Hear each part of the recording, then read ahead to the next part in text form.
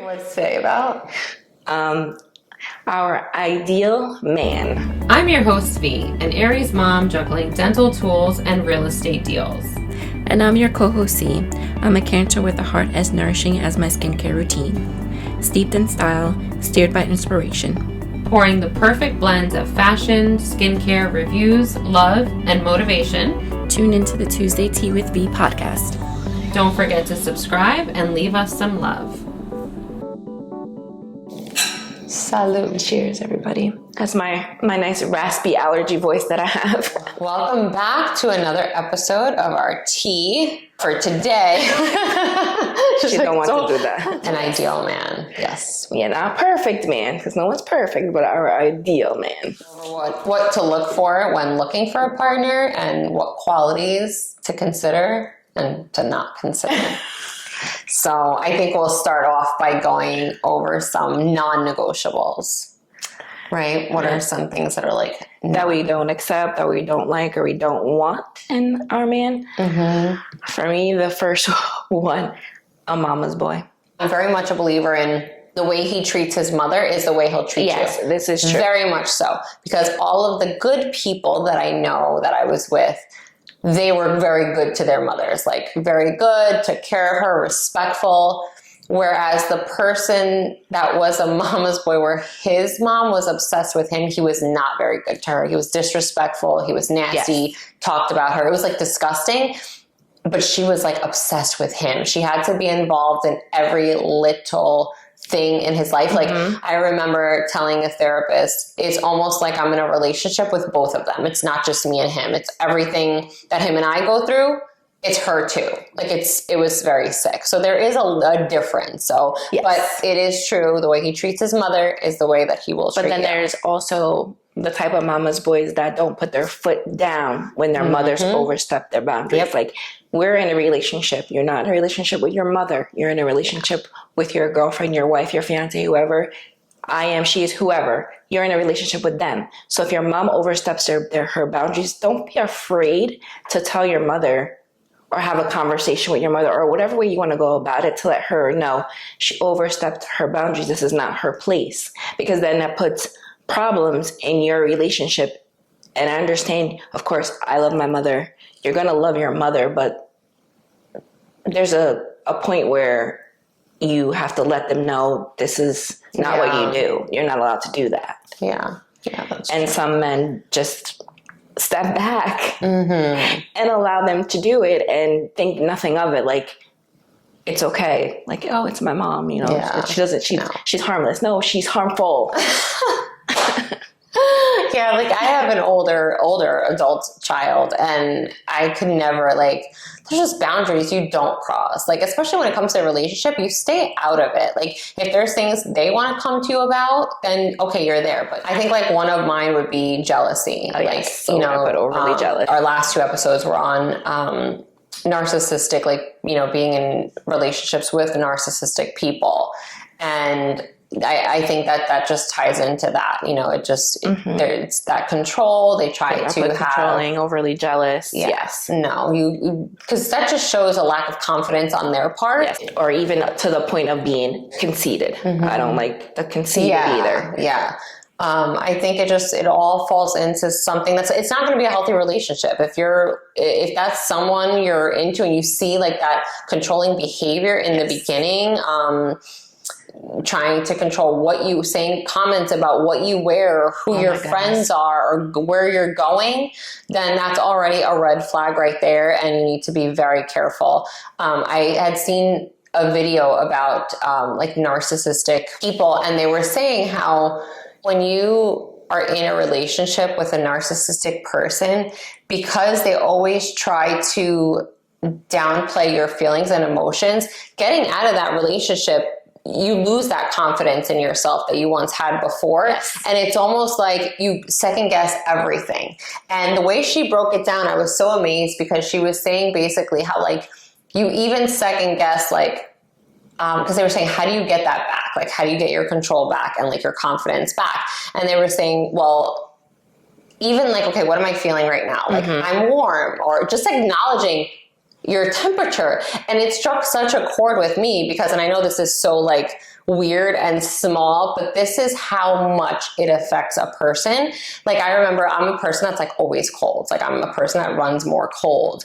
And I remember I'd always be like, oh my God, I'm freezing. Like, if you want to torture me, keep me cold, and I will literally feel like I'm being tortured. And I remember I'd just be like, oh my God, I'm freezing. And I'd be like, what's wrong with you? Like, you're cold? Like, how are you freaking cold? And those Because little comments, it's almost like making you feel like you can't even control your own, like, if I'm feeling this, even that's wrong. And even those little things, like, it just goes to show like how much control they try to have over you. I know it sounds really weird, but I'm definitely going to link that video actually down below, because watching it was like, it made so much sense that I was really blown away. You start questioning your own emotions, your own feelings, your own thoughts, I will not tolerate any of that in someone. And another one is no friends. When they have no friends and they expect for you to have no friends, they expect for you to stay home, they expect for them to be your everything. No, that's not healthy. You need friends. I need friends. You need to be okay with me going with my friends, and I need to be okay with you going with your friends. And then being judgmental against my friends. Because you got to remember too, when you're choosing a partner, you're trusting this person that when it's a good person, they make good decisions, right? For the most part, because we all make mistakes. We all do things, like, nobody's perfect. But when you're with someone, it's like, okay, he's got a good head on his shoulders. He's pretty, like, he makes good decisions. So you're trusting that the circle he's keeping around him are good people, or even if you're not fond of them, they should be decent enough to where you're like, okay, whatever. Like, I don't see, I can't see myself always hanging out with this guy, but it's his friend or whatever. They're not terrible people. Cause like they say, like, birds of a feather, so always kind of look at the people in the circle too, and use that as like a guide as well, I think. Yeah. Cause you never see like good men or people out there, or successful people hanging out with like losers, like, people that are going to bring them down. Another one that I have put was emotionally unavailable. Like, it's so hard for me to understand that. Like, how do you not feel your feelings? Yeah. Don't even put yourself out there if that's the case. Yeah. Like, how do you not know what you're feeling? How do you not know how to voice what you're feeling? You learn it as a child. So that makes absolutely no sense to me. To me, that's just telling me that you're not healed and you shouldn't even be in a relationship. Yeah, exactly. That's when you're emotionally unavailable, you should not be looking for a relationship just yet.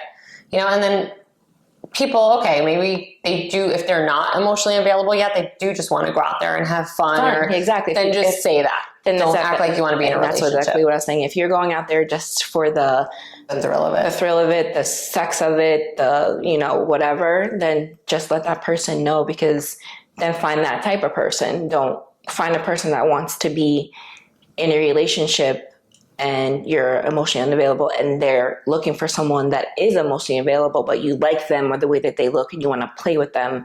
It's not fair to them. There's so many women and men that just want to have fun too. Yeah, there's someone for everyone. Exactly.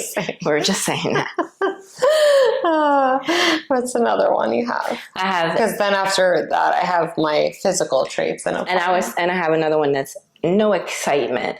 Like when they get, I have that under my non-physical traits. Like no excitement. I have that under like, it's not negotiable. Like no excitement. Like they take you to dinner and they do all this stuff, and then all of a sudden it stops because they feel that they have you. Now there's no excitement. That's the worst. Yeah. Like the no excitement. Like no fun, no playing. Like why? Like if you're in it for a longevity of a relationship, you need to have excitement. It's like that one meme that says, like, if you want to keep doing what you did in the beginning of the relationship, Yes. So like keep that spark alive. Like, that's just take her on those dates and, compliment her and buy her those flowers, not just the first 2 months. Yeah. Did you have any other non-negotiables? No, that's basically judgmental is a good one. Yeah, judgmental. Yes. I'm not a judgmental person, but I can stick it to you. But for you to sit there and judge people, I don't like that at all. Yeah. That's such a turn off. It is so disgusting.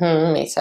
Yeah. As soon as I would hear that, date would be done, or at least I would be like, okay, there's no second date happening. Like, Yeah, sorry. you do learn after. Then we went into our physical traits in a partner, which it's funny. I was telling her before, I'm like, for physical traits, I only had 3 things listed. And then for non-physical, I had 9. So it just goes to show what matters more. You know, it's and same really. thing for you too, right? Like you didn't have many physical things, but you had more the non-physical and the non-negotiables, because at the end of the day, that's what matters the most, you know. But we were talking earlier, you know, we always kind of like talk about our episodes before we record.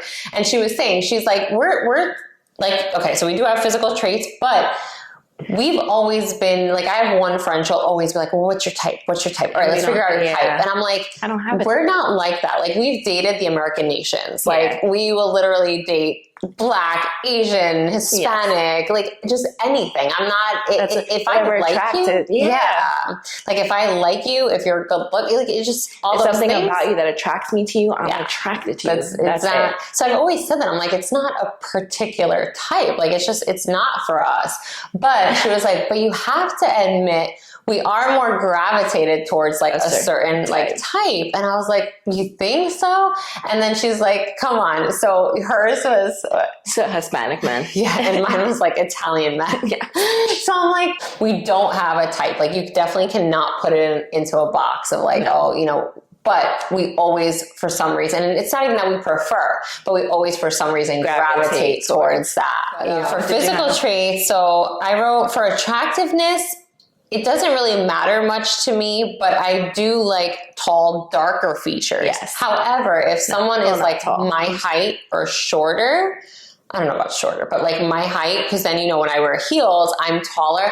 I do like the fact that like men like that do approach me and are like, confident. Yes. Because to me, I'm like, I love that confidence. I really like that. And I like the fact that it doesn't matter to you that you like to have a tall woman by your side and you're just like, I don't give a shit, you know? So I do love that. So I don't really have a preference.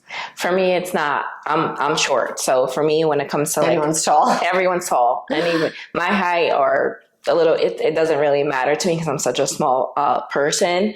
But for me, I like someone that cares about his appearance, like because like I said, I'm into skin. My mom's into hair, so a man that gets a nice haircut, a nice haircut, and it doesn't have to be like expensive clothes, but just put together and smells good.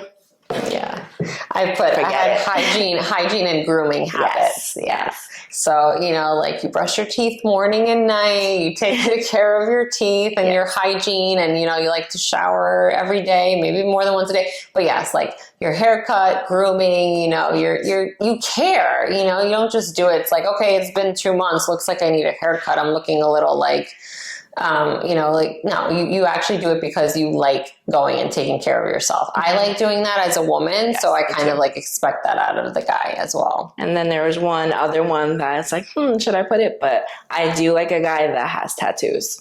Okay. I do. Like, you know, because you're like, not so straight edge. Like, you want to have some tattoos, you're a little daring and stuff like that. I don't mind if you don't have tattoos, but if you do have tattoos, I'm like, it's even better. I put a fitness and health level. I love the gym. I love going to work out. So to have someone that cares about their fitness and like their health, or like even supplements or vitamins, like if we could sit there and like talk about like, oh, well, I take this because of this, and like if they could teach me some stuff, like I think that's really cool and neat. And then if you could go work out at the gym together, or if he could even freaking train you, that's even better. But I would like that. Like, I like the fact that they care about their fitness and their health. Yeah, fitness is definitely good. And my other one is something about a smile, like a nice smile, like draws me in. It doesn't have to be perfect smile, but when they have like crooked smile, like something about their smile just always like attracts me. So I like a man with a nice smile. That's the only ones I had. I only had the 3. Yeah. I didn't put anything else on there. So what is the next one? So non-physical traits. The first one I put on my list was kindness and empathy. Like, if you are kind and just like such a caring individual where you have that like empathetic feeling towards people, because I have that a lot and I'm like a sensitive person. I really truly admire that in someone else, especially a guy that can show that kindness and that empathy, without even question. Yes. Mine is someone that believes in God. That's a really good one. Yeah, that should be number one. So that's something that we don't have to have the same beliefs. Everyone's, been through different things in their life, but someone that does definitely believe in a higher power, that there is, God, there's Jesus. Yeah. So definitely that is a really non-negotiable for me. Yeah. And then my second was communication skills. Oh, yes, 100%. Sorry, please just, I don't care if you think it's going to hurt my feelings. I don't care if it does hurt my feelings. I think communicating and being honest in your communication, that means more than anything. And I'm just going to appreciate that. Like, I'm never going to get mad over something that you communicated with, no matter what it is. Mm-hmm. Like, I appreciate being able to come to me and being comfortable enough to open up to me. And obviously I would give the same in return. That's something that's just like a given in a relationship, has to be. Always. That's the only way a relationship would work, is if there is communication and consistency. Mm-hmm. That's another thing. Like, I don't know, it's not that hard to be like, when it comes to like, especially when it comes to communication, when it comes to talking, like, our phones are in our hands. More than anything else. That's so true. More than anything else, our phones are in our hands. So for you not to be able to communicate for 2 seconds or be consistent in your communication, it's because you don't want to. My other one is masculine. I like a masculine man. I understand being vulnerable, being sensitive, but I need you to be masculine. I need you to be the man in the relationship. I need you to let me feel feminine.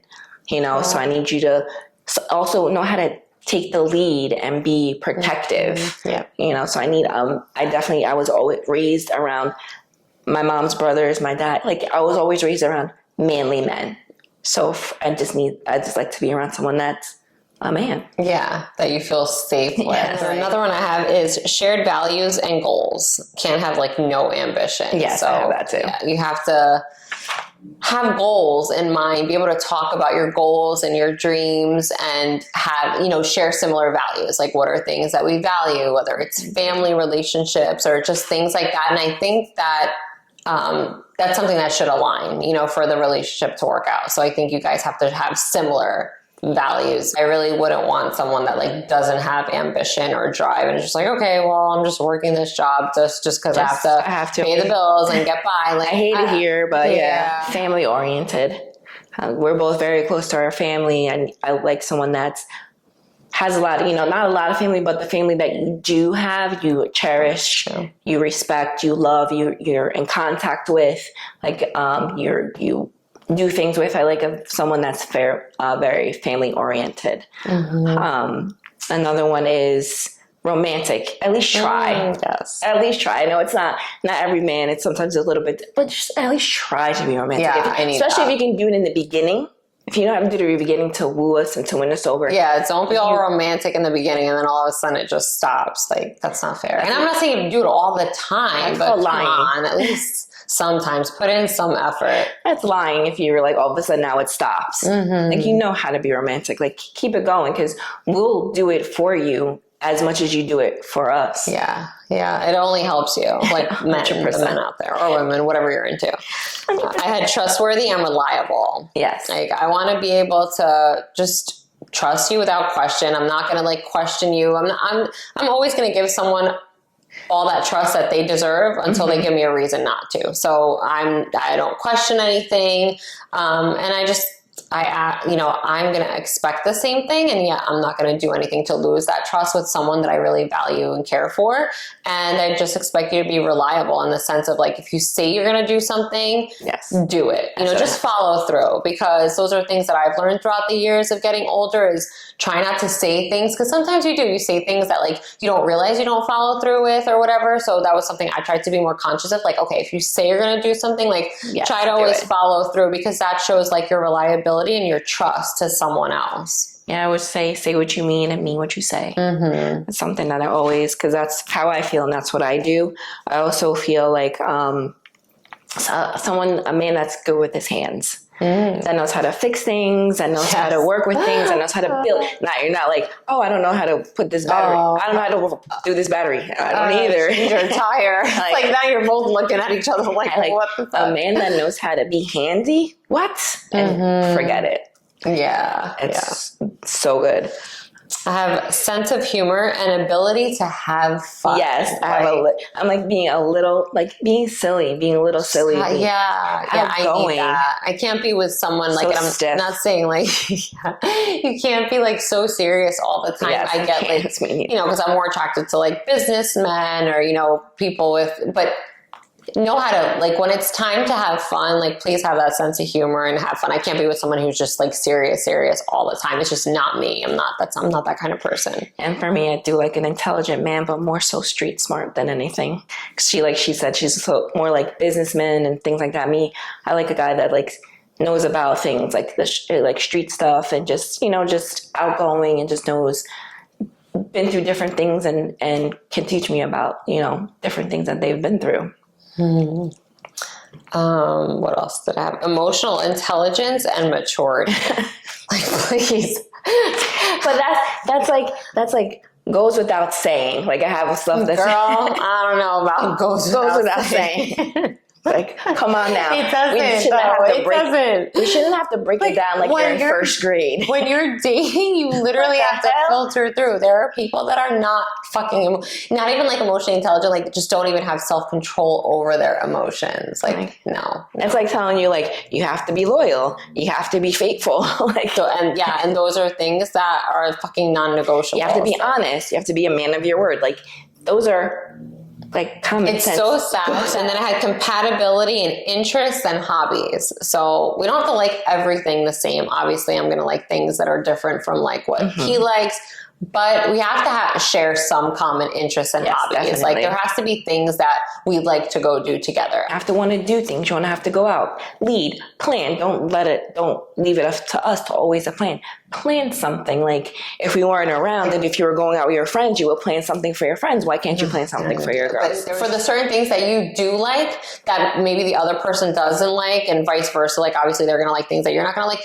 Respect those things in them just because it is different, just because they do like it. If you love them wholeheartedly, you have to respect those, and also whatever boundaries they lay forward, like, oh, I don't like this because of XYZ. Yes. Okay, I'm going to respect that boundary. I think that's really important. And stick to it.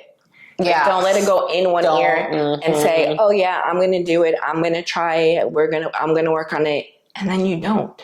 Be mature enough to be like, I need help with that, or that's not something I'm going to do. Just say it, because it's going to come out eventually and it's not going to be pretty. Make sure you stick to those boundaries. Whatever boundaries you set in the beginning of a relationship, always stick to them, because the second you bend a little bit, that's it. Did you have any more on your list? My last one on my list was successful work-life balance. So I want them to be successful in whatever career they choose, or and then I want them to be able to have like a work-life balance. Like I wouldn't want someone who's so successful in their career that all they care about and all they like dive themselves at work, and like don't care about anything else. I would like them to have a little bit of that balance. And that also goes with someone that's family oriented. They're not going to always just be all about their work, because they're going to want to spend time with their family. But I want that to be a big part of who they are too, because I know like for me, it's like really important for me. So I want someone who's kind of like just on the same page as I am with that,